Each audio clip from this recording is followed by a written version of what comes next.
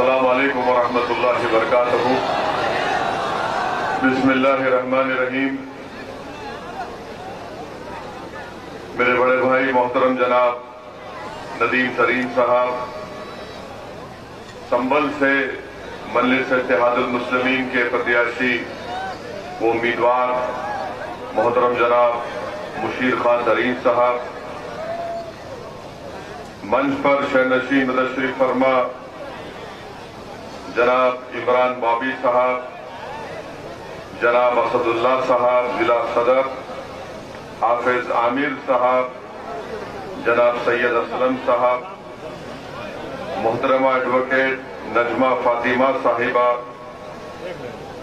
जनाब इशरत साहब, फरत अली खान साहब, जीशानुद्दीन साहब, हजरत मौलाना अब्दुल मुईद खातमी साहब, जनाब कौसर साहब, जनाब मेहताब आलम तुर्क साहब, आमिर खान साहब, हाजी सालम साहब और जनाब मोहम्मद जुबैर साहब, मौजूद हाजरीन इकराम, बुजुर्गाने मिल्लत, मेरी इज्जतदार माँ और बहनों और मेरे गयूर नौजवान साथियों, मैं आप तमाम का बेहद शुक्रिया अदा करता हूं कि आपने अपना कीमती वक्त निकालकर आज के इस संभल के हमारे उम्मीदवार की इलेक्शन रैली में, इलेक्शन मीटिंग में आपने शिरकत की।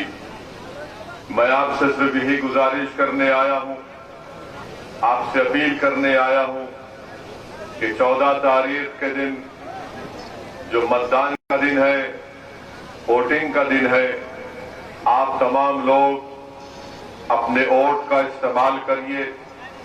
बड़ी तादाद में सुबह के अवलीन वक्त में अपने घर से निकलकर जनाब मुशीर साहब के हक में अपना वोट देकर आप अपने सियासी शऊर को कामयाब करिए, अपने इत्तेहाद को कामयाब करिए और हिस्सेदारी की इस लड़ाई में आप अपने वोट के जरिए अपना हिस्सा हासिल करिए। मैं शुक्रगुजार हूं मेरे जमात के जिम्मेदारों का और उनसे भी अपील करूंगा कि अब जो चंद दिन हमारे पास बाकी है, मेरी अपील है कि तमाम जमात के जिम्मेदारान जनाब मुशीर तरीन साहब के साथ पहले से ज्यादा और वक्त लगाएं ताकि इंशाअल्लाह संभल की आवाम उनको इस बार यहां से अपना एक नया विधायक के तौर पर उनको कामयाब और कामरान कर सके। मेरी संभल की जनता से और आवाम से अपील है कि आप जानते हैं कि मजलिस इत्तेहादुल मुस्लिमीन भागीदारी परिवर्तन मोर्चा का हिस्सा है, जिसमें बाबू सिंह कुशवाहा साहब की जन अधिकार पार्टी और दूसरा अति पिछड़ा समाज की मुख्तलिफ पॉलिटिकल सियासी पार्टियां हैं। अगर उत्तर प्रदेश की जनता हमको अपनी दुआओं से और अपने आशीर्वाद से नवाजती है तो इंशाअल्लाह ताला उत्तर प्रदेश का मुख्यमंत्री जनाब बाबू सिंह कुशवाहा रहेंगे। हमने ये भी तय किया कि इंशाअल्लाह ताला 5 साल में एक डिप्टी सीएम अल्पसंख्यक समाज के मुसलमान रहेंगे और 2 अति पिछड़ा समाज के रहेंगे, क्योंकि हमारा मानना यह है कि सामाजिक न्याय की बात सिर्फ जबानी फर्ज नहीं होनी चाहिए, उसको अगर अमली जामेनामा पहनाना है तो ये जो फैसला लिया गया है भागीदारी परिवर्तन मोर्चा की तरफ से, इसीलिए लिया गया है कि सामाजिक न्याय हकीकी मानों में उसको शक्ल दी जा सके। मैं आपसे यह भी अपील करने आया हूं कि आपने बरसों मुख्तलिफ सियासी पार्टियों का साथ दिया, मगर आपको संभल की आवाम को इसका क्या फायदा मिला? आज आप जानते हैं कि यहां पर डिस्ट्रिक्ट हेडक्वार्टर यहां से 15 किलोमीटर दूर बना दिया गया, आपको तकलीफ होती है। आप जानते हैं कि संभल विधानसभा में बरसों से यहां पर रोड का मौसर इंतजाम नहीं है। आप और हमने सुना कि कैसे यहां पर 8th क्लास के बाद बच्चे और बच्चियों को पढ़ने का कोई इंतजाम नहीं है, डिग्री कॉलेज का कोई मौसर इंतजाम नहीं है, शिक्षा के ताल्लुक से न बीजेपी की सरकार ने कुछ किया, न यहां पर संभल के जो विधायक जिसको आपने एक मर्तबा नहीं बल्कि 30 साल से आप उनको कामयाब कर रहे हैं, उन्होंने जानिब कोई तवज्जो ली। संभल की आवाम जानती है कि जिला अस्पताल नाम पर है, वहां पर किसी का इलाज नहीं होता। संभल की आवाम जानती है कि सराय तरीन में जो हड्डियों से हैंडीक्राफ्ट का काम हो सकता था उसको आगे बढ़ाया जा सकता था, मगर यहां की विधायक ने और बीजेपी की सरकार ने इसके लिए कुछ नहीं किया। मेरे अजीज दोस्तों और बुजुर्गों, ये चुनाव संभल के मुस्तकबिल को तय करेगा। अगर आप इस नाइंसाफी के खिलाफ मजलिस के उम्मीदवार के हक में वोट देंगे तो मैं आपसे वादा करता हूं कि इंशाअल्लाह ताला ये मेरी पर्सनल जिम्मेदारी होगी कि संभल की जनता से इंसाफ किया जाए और यहां पर विकास हो। आपको आकर, आपके दरमियान में आकर बीजेपी, समाजवादी और बसपा कहेगी कि अगर ओवैसी का उम्मीदवार कामयाब होगा तो क्या वो सत्ता में आएगा। मैं उनको ये जवाब दे रहा हूं कि बताओ, आपने यहां से सपा के जो मौजूदा विधायक हैं आली जनाब नवाब साहब को कामयाब किया। क्या नवाब साहब जब अखिलेश मुख्यमंत्री थे तो क्या नवाब साहब को तौफीक नहीं हुई कि संभल में विकास का काम करवाया जाए? क्या यहां पर नवाब साहब को ये नहीं मालूम था कि जब समाजवादी पार्टी डॉक्टर मनमोहन सिंह सरकार की तायीद कर रही थी तो क्या उन्होंने संभल में रेलवे स्टेशन में किस काम का है? वो तो म्यूजियम बना हुआ है, ना ट्रेन निकलती है ना वहां से कोई जाती है। नवाब साहब ने क्या किया फिर? नवाब साहब तो मंत्री तो जरूर बन गए। मैं ये पूछना चाह रहा हूं नवाब साहब से, क्या अखिलेश ने आपसे ये कहा था कि मंत्री बनना पसंद है या संभल का विकास कराना पसंद है तुमको? तो क्या नवाब साहब ने कहा? तो जाहिर है जरूर नवाब साहब ने अखिलेश को कहा होगा कि भैया जी हमको मंत्री बना दीजिए, ये पिटा हुआ कहां जाएगा, आपको ही वोट देगा। ये नवाब साहब ने उनको अखिलेश को बताया होगा, ये कहा जाएगा अल्पसंख्यक समाज का मुसलमान, ये तो हमारा कैदी है, इसके मुकद्दर में सिर्फ दरी बिछाना है, इसकी जबान पर संभल का विकास नहीं आएगा बल्कि इसकी जबान पर सिर्फ यही नारा आएगा कि भैया जी तुझ पे जवानी कुर्बान। कब तक जवानी कुर्बान करेंगे संभल के नौजवानों? क्या तुमको संभल की तरक्की से कोई मतलब नहीं है?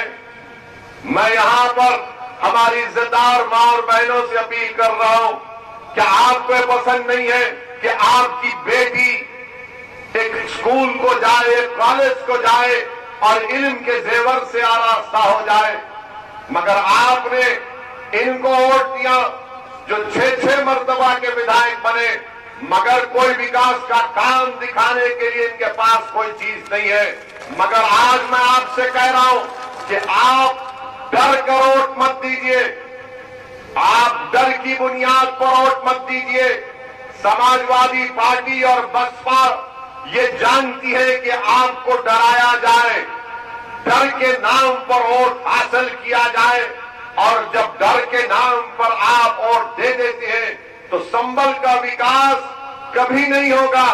अगर आज ओवैसी आपके दरमियान में आकर हमारी इज्जतदार मां और बहनों से अपील कर रहा है, नौजवानों से अपील कर रहा है, यहां के बुजुर्गों से अपील कर रहा है, अगर आप उम्मीद के नाम पर वोट देना चाहते हैं तो मजलिस के हक में पतन के निशान पर बटन दबाकर आप कामयाब करिए।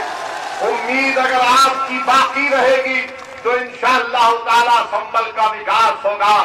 अगर सिर्फ डर के नाम पर वोट देंगे तो याद रखिए कभी संभल का विकास नहीं होगा। इसी तरह आपको डराया जाएगा और इसी तरह आपको लूट डाला जाएगा, इसी तरह आपको कुचला जाएगा, इसी तरह बच्चों की तालीम तर्क हो जाएगी, इसी तरह गरीब अस्पताल नहीं होने की बिना पर सिसक सिसक कर मर जाएगा।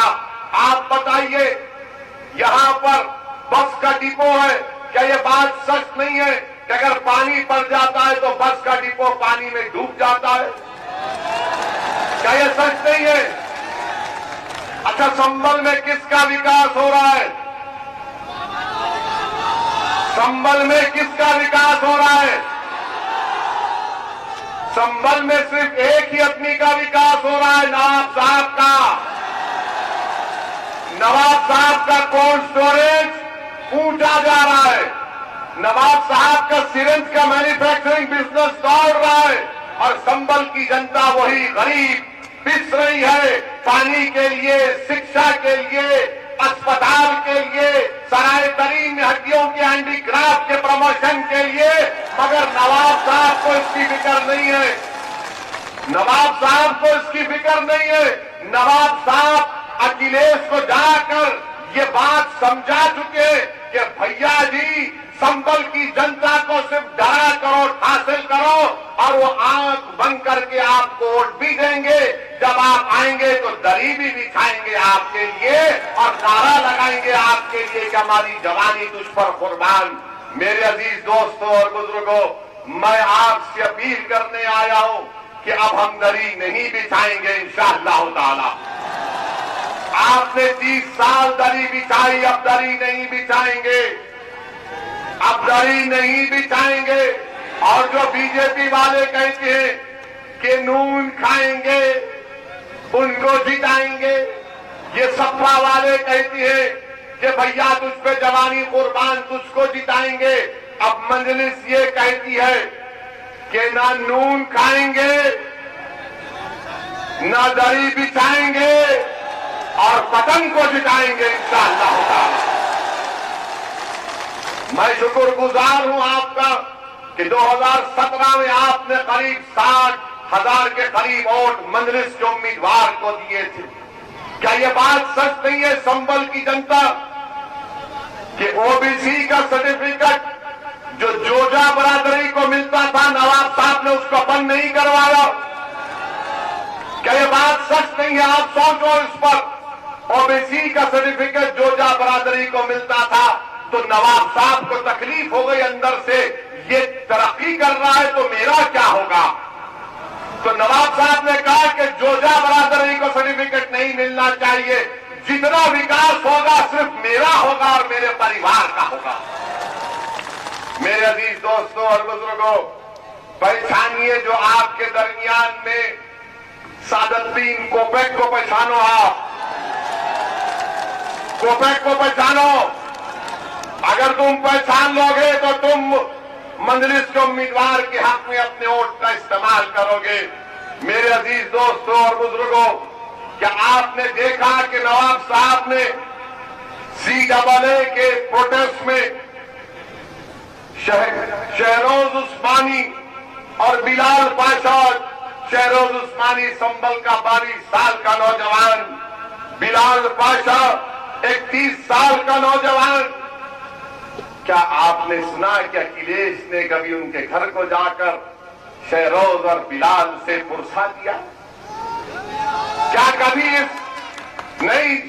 क्या कभी नवाब साहब ने उत्तर प्रदेश की विधानसभा में शहरोज और बिलाल का जिक्र किया? तुमने सुना नवाब की जबान से उत्तर प्रदेश की विधानसभा में जिस बच्चे को उत्तर प्रदेश की सरकार ने गोली मारकर शहीद कर दिया, क्या नवाब साहब ने उसके इंसाफ का मुतालबा किया उत्तर प्रदेश की विधानसभा में?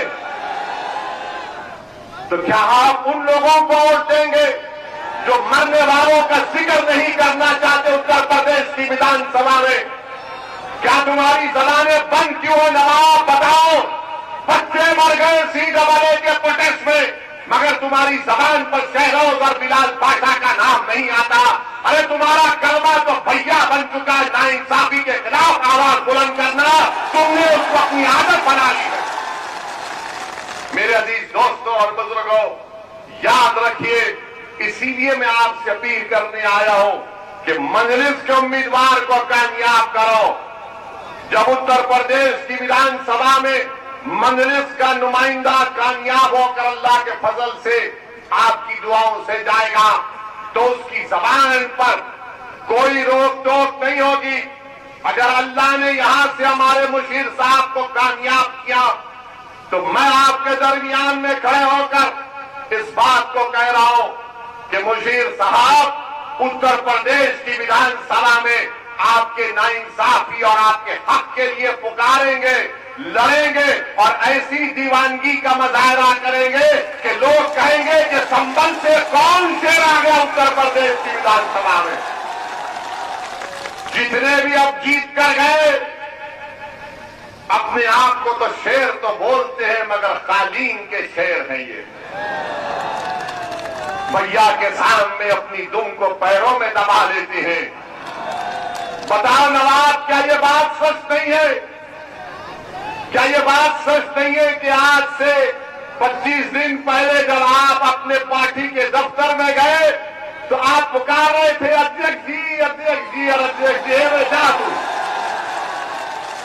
जब तुम्हारी वहां पर इज्जत नहीं है तो संभल की जनता का विकास कहां से होगा? मेरे अजीज दोस्तों और बुजुर्गों, 6 मरतबा का विधायक आपने उनको कामयाब किया। अब आपको एक अच्छा और नया फैसला लेने की जरूरत है। आपको एक इनकलाबी कदम उठाना पड़ेगा।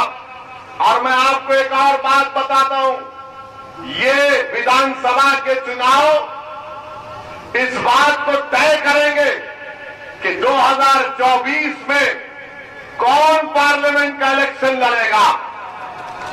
और जो डॉक्टर साहब के लोग ये गलतफहमी है, मैं उनको भी बता रहा हूं, अखिलेश यादव के परिवार का एक पोता पूरा इरादा कर चुका है कि 24 से संबल में जैसा कि मुलायम सिंह लड़े थे वो ये चाहता है कि उनके परिवार का आदमी यहां से लड़े। इसीलिए फैसला सही करो ताकि तुमको 2 साल के बाद शर्मिंदगी न उठाना पड़े। मेरी बात को याद रखो, लिख कर रख लो, लिख कर रख लो। मेरी इस बात पे सच साबित होगी 2024 में। मैं भी इंतजार करूंगा 24 का इंशाअल्लाह ताला। ये लड़ाई सिर्फ विधानसभा की नहीं है, ये लड़ाई सिर्फ 24 की लड़ाई नहीं है, ये लड़ाई सिर्फ 27 की लड़ाई नहीं है, ये लड़ाई सिर्फ 29 की लड़ाई नहीं है, ये लड़ाई 2034 की लड़ाई नहीं है, बल्कि ओवैसी तुम्हारे दरमियान में कहकर पूरे जिम्मेदारी के साथ मैं कह रहा हूं, मैं जब तक जिंदा रहूंगा संबल की और उत्तर प्रदेश के मजलूमों की बात करूंगा। मैं जब इस दुनिया से जाऊंगा जरूर, हम सब जाएंगे, हम सब फना होने के लिए आए, हम सब मट्टी की ग़िज़ा बनेंगे। मैं चले भी जाऊंगा तो मेरी ऐन ख्वाहिश ये है कि संबल में इंशाअल्लाह ताला मुझसे काबिल 1 नहीं 2 नहीं बल्कि हजारों की तादाद में लोग खड़े हो जाएंगे और सबके लिए लड़ते रहेंगे इंशाअल्लाह ताला। ये हमारी लड़ाई, ये सिर्फ विधानसभा की लड़ाई नहीं है। मंजिल बहुत दूर है, मैं जानता हूं मुश्किल सफर रहेगा, मैं जानता हूं कि खाक और खून के दरियाओं से गुजरना पड़ेगा। मेरी जिंदगी किसी महलात से मैं चलकर नहीं आया हूं उत्तर प्रदेश को, मैं चमन पर टहल कर उत्तर प्रदेश को नहीं आया हूं, मैं भी जेल को गया हूं, मैंने भी पुलिस की लाठियां खाई है। एक नहीं, पुलिस कितनी लाठियां खाई कि मेरे सर पर जेल को 1 मरतबा नहीं 4 मरतबा जेल को गया हूं।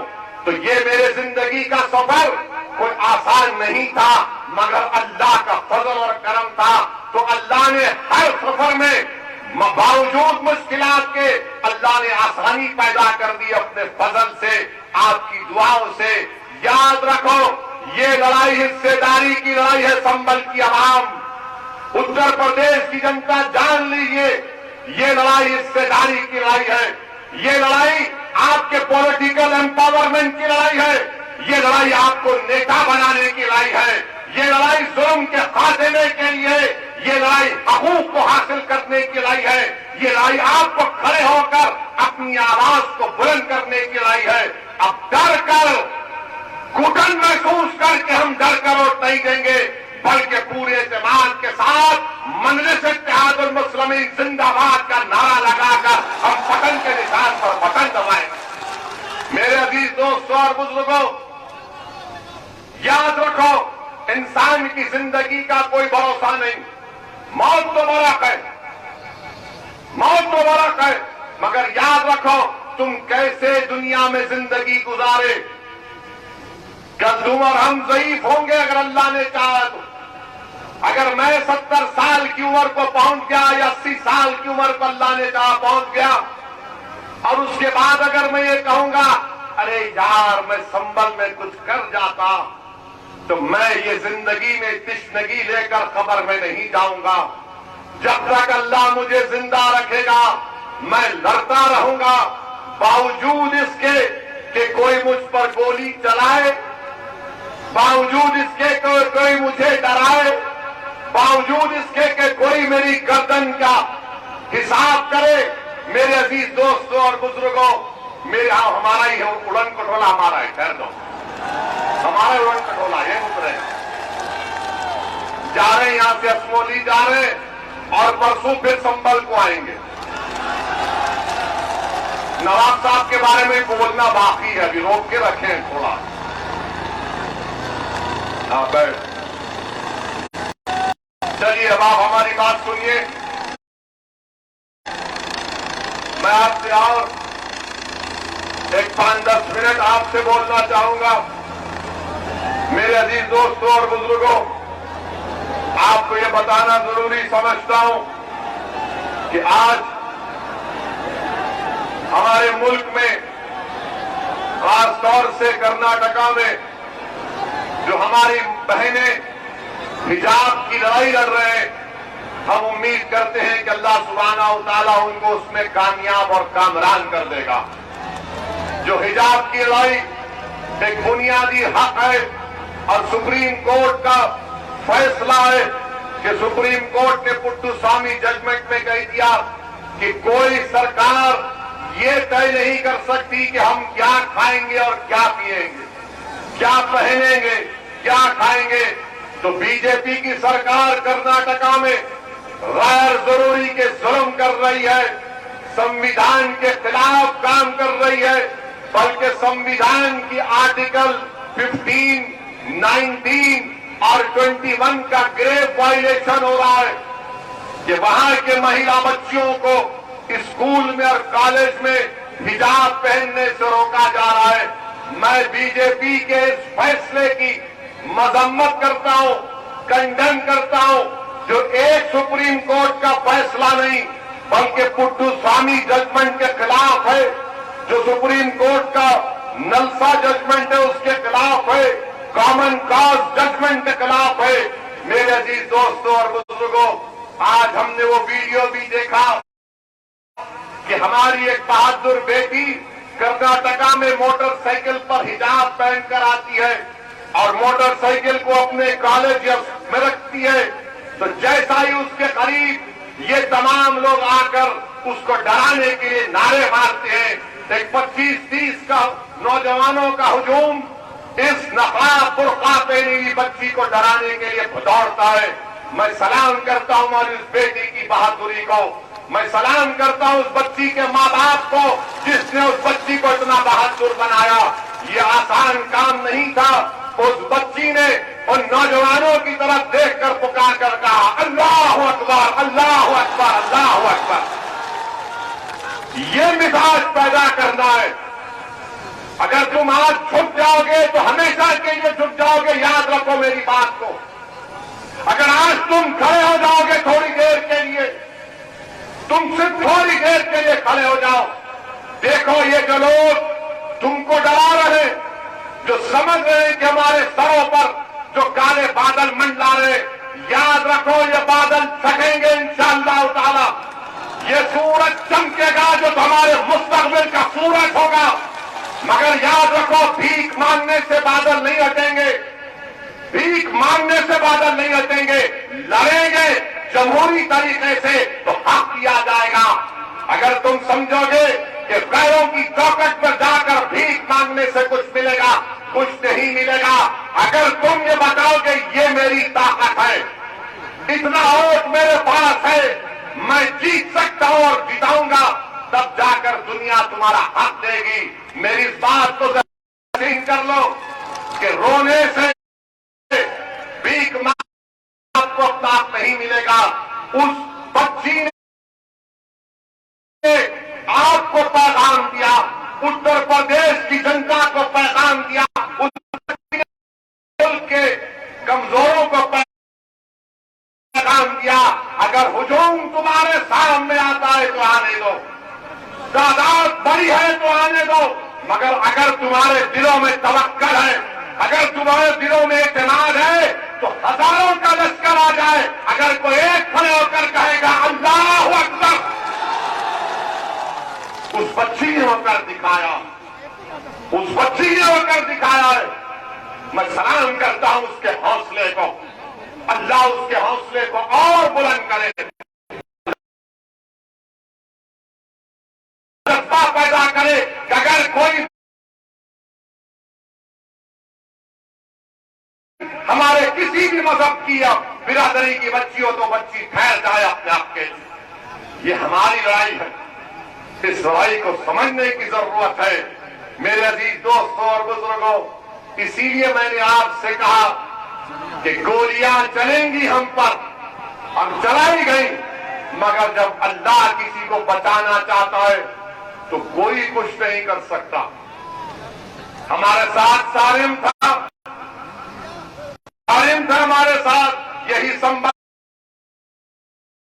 का नौजवान 6.5 फीट से जालिमों ने गोलियां चलाई और ये समझा कि ओवैसी का काम तमाम कर दिए, मगर जालिमों को नहीं मालूम था गोडसे की नाजायज मालूम था, इब्लीस के जानशीन को नहीं मालूम था, वक्त के नमरूद की नाजायज औलाद को नहीं मालूम था, वक्त के फिरौन के एजेंटों को नहीं मालूम था, वक्त के अबू लहब को नहीं मालूम था, वक्त के अबू जहल को नहीं मालूम था। और हमारे सभा में जब अब्दुल्लाह इब्न सबा के जानशीन है वो तो खुशियां मना रहे थे, मगर अल्लाह ने कहा आज इसका दिन नहीं है, आज इसका दिन नहीं है। तुम कितनी गोलियां चलाते चलाओ मेरे अजीज दोस्तों और बुजुर्गों। इसीलिए हम आपसे कह रहे हैं कि आप हिम्मत और हौसले से काम करो, आप हिम्मत और हौसले से काम करो, डरने की जरूरत नहीं है। जाना तो सबको है इस दुनिया से, कोई नहीं बचेगा इस दुनिया में, मगर तुम क्या लेके जाओगे? तुम भैया की गुलामी लेके जाओगे या नवाब की गुलामी लेके जाओगे? क्या तुम इस दुनिया से अपना हक मनवा के जाओगे? क्या तुम इस दुनिया में हिस्सेदारी में कामयाब होकर जाओगे? क्या तुम इस दुनिया में आए तो संबल का विकास करके जाओगे? क्या जब तुम इस दुनिया में आए तो फिर तुम क्या सब कमजोरों का साथ दोगे? नहीं दोगे, ये फैसला आपको करना है। मैं आपके सामने आकर जज्बात में लाने की कोशिश नहीं कर रहा हूं। मैं ये नहीं कह रहा हूं कि मुझे इस वाकये के ऊपर वोट दो, मैं तो ये कह रहा हूं कि मैं मरने तैयार हूं इन चीजों के लिए, मगर मैं ये चाहता हूं कि मैं मर भी जाऊं, तुम इस लड़ाई को जारी रखो, तुम इस लड़ाई को जारी रखो, इस लड़ाई को आपको जारी रखना है। और हम अभी पार आ रहे थे तो रास्ते में मीडिया ने बताया कि देश के प्रधानमंत्री ने पार्लियामेंट में कहा कि हमने मुस्लिम महिलाओं के लिए मदद की, ट्रिपल तलाक का कानून बना दिया। अरे प्रधानमंत्री जी, ये बच्चियों को निकाब पहनना, हिजाब पहनने की इजाजत आपकी सरकार ने दे रही है, ये ट्रिपल तलाक का कानून क्यों बनाया? बच्चियों को हिजाब नहीं पहनना। और आपको जानकर हैरत होगी कि मोदी सरकार का डेटा है, एनएसओ का डेटा है, नेशनल स्टैटिस्टिकल एनएसओ का डेटा है कि 21% भारत में मुस्लिम बच्चियां जो 3 और 25 साल 35 साल की उम्र की है, वो कभी स्कूल को नहीं गई। ये बच्चियां स्कूल को जा रही है पढ़ने के लिए, कॉलेज को जा रही है। वाह मोदी जी, क्या मोहब्बत है आपकी। मोदी जी बोलते हैं मुस्लिम महिला मेरी बहन है। मित्रों, आपको बोल रहा हूं, अरे जब 3 और 35 साल की बच्चियां कभी एनरोल नहीं हुई अल्पसंख्यक समाज मुसलमान की, तो बीजेपी बोलती है नहीं हिजाब नहीं पहनकर आएंगे। तो मालूम हुआ कि मोदी जी ने कानून इसलिए बनाया था कि आप हमारी बहनों को परेशान किया जाए। ये दुनिया मीडिया बोलती है मुसलमान मर्द मुस्लिम महिलाओं पर जुल्म करता है, दबाता है। ये कौन दबा रहा है? पढ़ना चाहते हैं, मोटरसाइकिल पर बच्ची जाती है कॉलेज को और ये भीड़ आती है भाग के, फिर कौन कर रहा है ये? मेरे अजीज दोस्तों और बुजुर्गों, हिम्मत और हौसला रखिए। और जो लोग ये समझते कि मुस्लिम महिलाओं को दबाया जाता है, क्या तुमने कभी जाना तवक्कल कौन थी? तवक्कल कारमन कौन थी? यमन की एक बहन थी, महिला थी, जो हिजाब पहनकर नोबेल प्राइज मिला उसको, नोबेल प्राइज मिला उसको। और ये बोल रहे हैं हिजाब पहनने से आवाज देखेंगे आजा 6 बजे 9 बजे से टीवी चैनल में पूरे अंकर शुरू हो जाएंगे, टीवी देखना शुरू हो। सब बोले मुस्लिम महिला को दबाया जा रहा है। हिजाब इनकी एक पुरानी दूर लेकर जाता है। आपको कब से मोहब्बत हो गई हमसे? आप तो मोदी जी के वफादार चाहने वाले हैं, वफादार हैं आप। हम तो बेवफा निकले और हम बेवफाई करेंगे, क्योंकि हम ना इनकी गुलामी करेंगे ना उनकी गुलामी करेंगे। मेरी आपसे गुजारिश है कि 14 तारीख के दिन मुत्तहदा तौर पर संभल की विकास के लिए आप एक इनकलाबी फैसला लेते हुए मजलिस के उम्मीदवार प्रत्याशी के हक में अपने वोट का इस्तेमाल करिए। याद रखिए हमारी इस बात को कि आपके घर के सामने एक नागनाथ बैठा है और एक सांपनाथ बैठा है, समझ गए ना? नागनाथ और सांपनाथ बैठा है, तो क्या करेंगे आप मदारी को बुलाएंगे, मदारी आपके सामने खड़ा है। हम जानते हैं इनके जहर को, हम नचाएंगे इनको खूब, अब इंशाअल्लाह ताला खूब नचाएंगे। बांसुरी से नहीं, हमारी जबान से, हमारे अज़म से, हमारे हौसले पर से और अल्लाह की जात पर तवक्कल करके हम अपने हक की लड़ाई लड़ेंगे। जो भारत का संविधान हमको इजाजत देता है, बसपा कुछ नहीं कर सकती है, बसपा नहीं कर पाएगी। अगर आप वोट बीजेपी को हराने के लिए बसपा को देंगे, सपा को देंगे, गलती मत करिए। 2014 में आपने गलती की, बीजेपी जीत गई। 2017 में सपा कांग्रेस मिले, बीजेपी जीत गई। 2019 में बसपा सपा मिली, बीजेपी जीत गई। अब अगर आपके घर के सामने नागनाथ सांपनाथ है तो मदारी को दिखाइए, ताकि विधानसभा में उसका संबल के विकास की बात हो सके। इंशाअल्लाह ताला बाकी बात कब है? 12 तारीख, 10 तारीख के दिन कहां पर? गोमसानी के पास आएंगे ना आप? आएंगे ना? पूरे आएंगे ना? या फिर भैया तुझ पे नहीं होगा ना? पूरे आएंगे ना? तो इंशाअल्लाह ताला फिर आपसे मुलाकात होगी।